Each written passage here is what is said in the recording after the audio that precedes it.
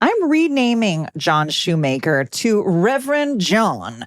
Reverend John Shoemaker came and preached at the Southeast Collision Conference. He talked about labor types and labor rates because you could be making more money by appropriately charging for these things. That's right. He preaches about it. And amen, John. Get to it. Welcome to Body Bangin', your podcast for all things body. Auto body, that is. And now, introducing Body Bangin's host, Mickey Woods of Mickey Woods Marketing. Mickey is a former auto collision center owner and is now a marketing and business development expert to shops across the globe.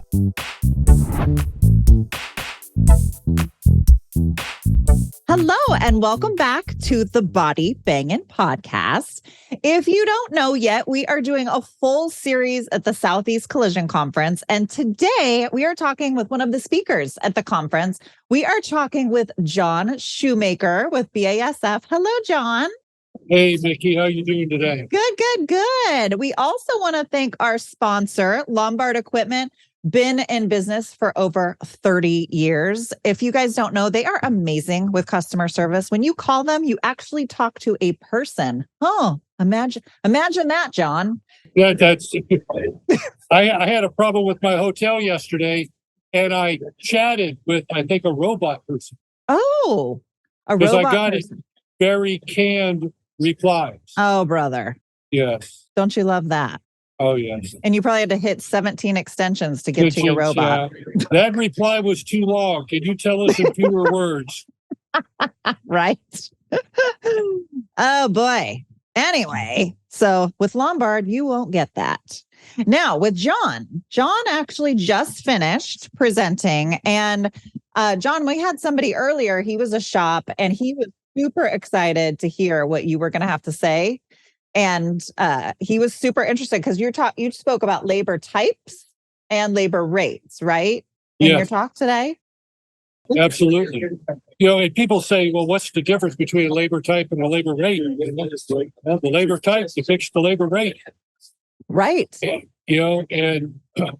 I use the estimating databases. They have body, mechanical, structural, frame, electrical, refinish.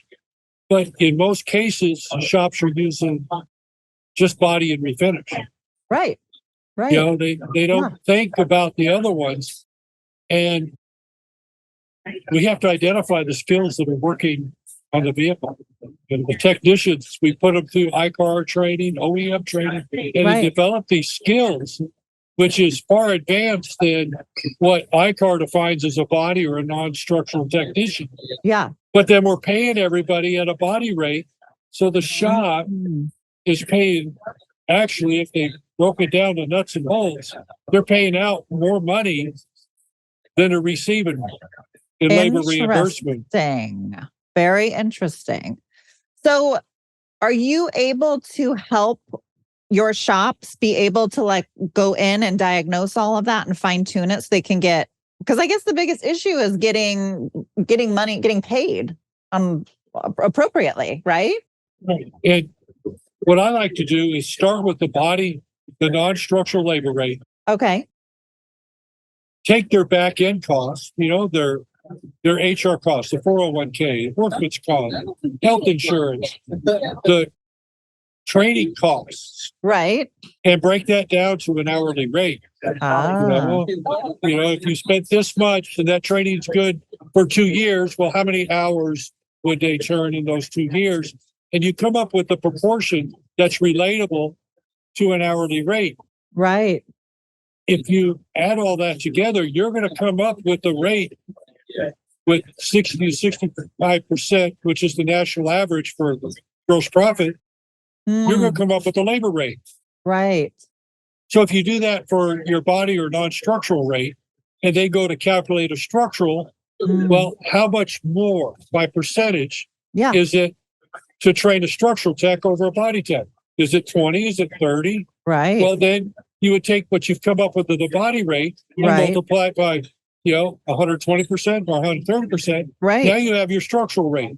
And if you do that for all the different skill sets, Now you have variable labor rates for the skill sets required to repair today's vehicles. Mm. And what really catches them off is when we start to calculate a refinish rate. Because they say, well, isn't that the same as bot? Well, it is, but should it be? Yeah. Does a refinish technician require more training than a non-structural body technician? Yeah. Everybody in the room says yes. Absolutely. So right. why are we charging the same?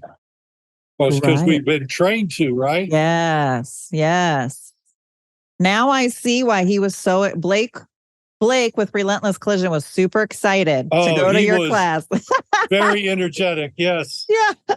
And he had several of his people there. We had a little discussion as we walked back from the training room, on how he could apply that. And I think that's the key, because learning this and then facilitating a way to apply it. Totally. And so I said, well, you learned the how. That allows you to explain the why. Yeah. If you know how, right, you can explain why my rates are this. Right. Because I learned how. Yeah. And that makes it defendable in most situations.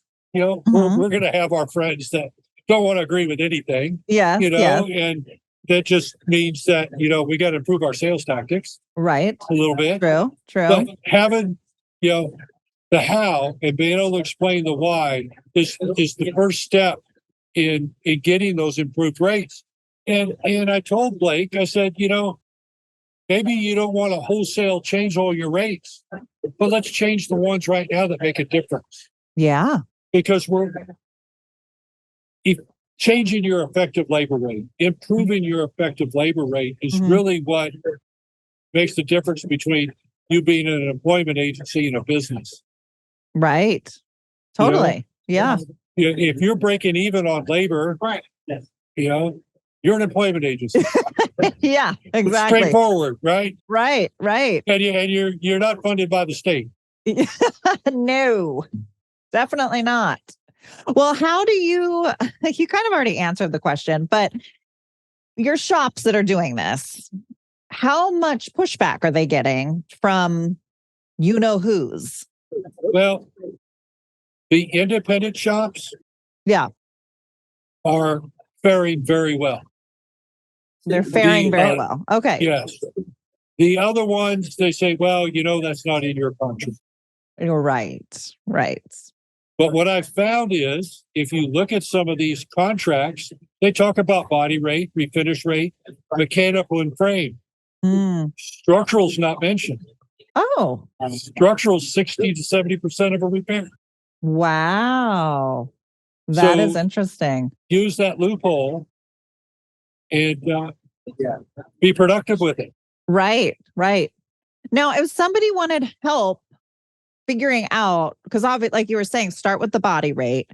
If they needed help getting to that point, where would they start with that? What does that look like for them? I would start with your accountant. Go to, and say, what does it cost me to have this employee? Yeah. For 30 days, what is it costing me to have this employee? Yeah. And what's going to be involved in that is the hourly rate you paid him, plus all your back end HR costs. Right. Your ICAR, OEM, training costs. Yeah. And then you don't have to go back here, but you can go over 90 days. Yeah. This technician turned this many hours. These are my costs.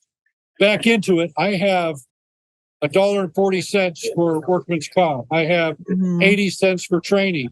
And you add all those up in addition to the employee's anticipated labor rate. Right. And then multiply that 1.65. You've got a labor rate. Wow. Okay. You heard it here, folks. John gave you the magic formula. And I'm like scribbling notes over here. 1.65. Okay. So I think this is something huge. Why are we not talking about this more, John? I think people are scared, but one thing somebody told me is we've never looked at that. Yeah. And I say, why? Right. Right. Why? Yeah. And really they said, well, we've been profitable. Sure, you're still in business, so you have to have been profitable. Yeah. But can you be more profitable? Imagine how much more profitable you could have been. Right. And I tell people a quick check to see if you're making any money on your labor is look at what your net profit is. Most shops that I look at, it's within 2 to 3% of what their parts gross profit is. Oh, really? Which means the only thing they're making money on in their shop is wow. Parts. That's interesting. Say that again, because I want to make sure people are listening. So their net, if you look at your net profit, it's typically 2 to 3%. Within 2 to 3% of your parts gross profit. Of your parts gross profit. Wow. And the reasoning for that is because usually parts is something we cannot manipulate. Right. But, if the ticket's a little off, well, let me change the labor sale a little bit, right? Let me change the paint material sale a little bit. But in a lot of shops I review, their net profit is pretty close to the parts gross profit. Wow. Which means when they back all their back end expenses out of what they think they're getting 50 to 60% labor gross profit, they're really not. No. And if you think about it, labor is the only thing a collision center has to sell. True. Everything else is a byproduct of that labor hour term. Yeah. So if you're not profitable on labor hours turned, unfortunately, you're not much profitable in other areas as well. Right. Wow. That is a big mirror moment, I feel like, for a lot of shops out there. Yeah. A little come to Jesus there that you're giving us, John, the sermon of John today. And I did something similar to this at SEMA. And while I was doing my research, I did some of my own little survey. I would call shops and say, hey, what's your door rate? Well, we don't have it posted. It's just whatever the highest insurance company pays. Oh. Well, that's a good calculation, right? That's okay. That's something. That's a way to do it. Yeah. I have heard of that. Yes. I says, well, what does your labor cost you? Well, I pay my tech 50%. So is that your cost? Yeah. So I'm averaging 50% gross profit because I pay him 50% of whatever that insurance company pays. Interesting.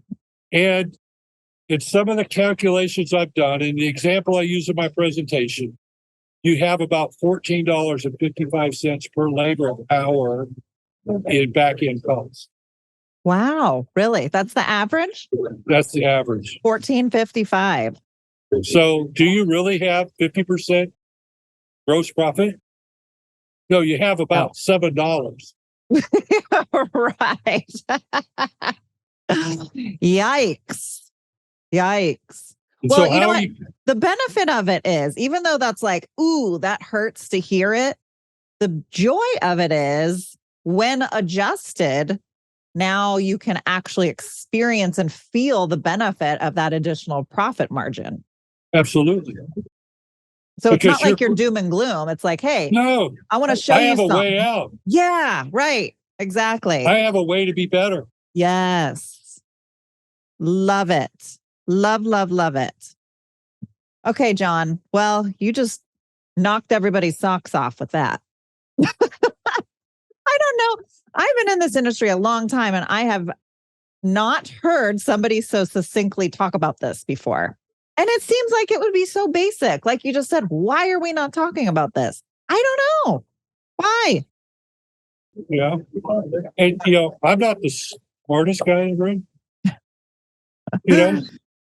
but as we were talking about SEMA courses for last year, Aaron Shoemaker from SCRS, I said, nobody's ever really talked about true labor costs. Right. And he looked at me, he says, "Till now, it's John, you're going to talk about it." Right? So I Put it did my on the research. radar. I did my research. And the more I did my research, the more you want to go, "Oh, there should be a dent in our forehead." Because we've Right. just been Right. banging our head against the wall, trying to be better Yeah. with our labor rates, trying to survive within Yes. these labor rates Yes. that were handed to us, Mm-hmm. that makes every shop the same. Right. Whether we're fixing Hyundais or Rolls Royces. Yeah. Yeah. Yeah. Because that's And fair. that can't be true. No. It No. can't be true. No. Wow. Well, I appreciate this, John. I feel like we could do a whole 45 minutes full podcast on this. Yes. I feel like we just touched on it right now. Although you gave us some great information, I know people listening to this right now are like, hold on a second. Oh, whoa, whoa. When they listen to this, they're going to hit rewind. What did he say? Yeah. Did I hear what I thought you heard? Then they're going to send it out to the other team. Like, you'll have to hear this. Yes. Yeah. Well, John, this is a short one today, but I appreciate you coming to the industry to shed a light on this. Truly. I mean, you're always awesome. You've got so much information. You're a great guy. Love you to death. And I am so thankful that you brought this up today. For my listeners, everybody at the Southeast Collision Conference, this is a big deal. It's a big deal. I'm glad we have your avenue to get it out. No, thank you. There was probably close to 80 people in the room, Oh, okay. but your reach is stronger, and I appreciate you pushing it. Yeah, we'll hit thousands. Yeah.